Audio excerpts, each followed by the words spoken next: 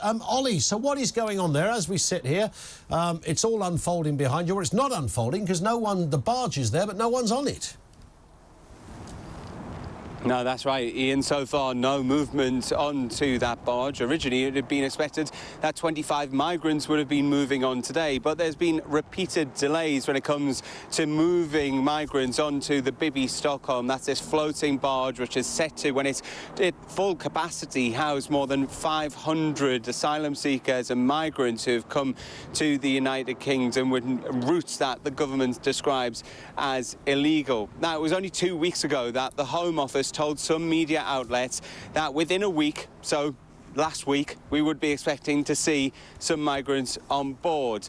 That has then slipped. Then we were expecting that today the first 25 would be moving on board, but again, that has slipped. Now, the Times newspaper reported that's because of fire safety concerns from the local fire authority. The Times had been speaking to a whistleblower from the local authority who described the Bibby Stockholm as akin to a floating Grenfell.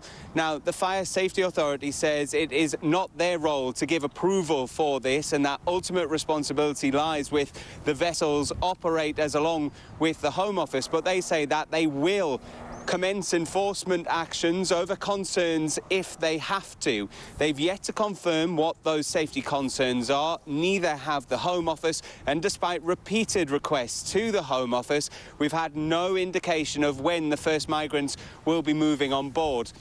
But it's believed that these fire safety concerns relate to the lack of lifeboats on board the vessel, the lack of any life vests, and also the limited number of emergency exits on board. From a different vantage point on the headland here, we can see that there's only two gangways that are attached to the boat, but we've yet to have any confirmation of that from any of the local authorities.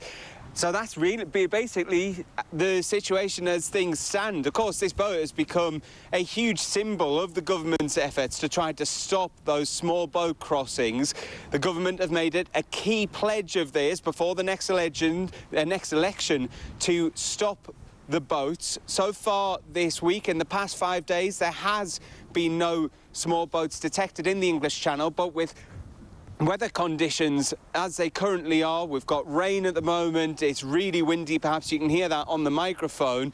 That is unsurprising, but in the 2 days previously, there had been another 200 migrants who had made that perilous journey over from France to here in the UK. And what's interesting, Ollie, I mean, this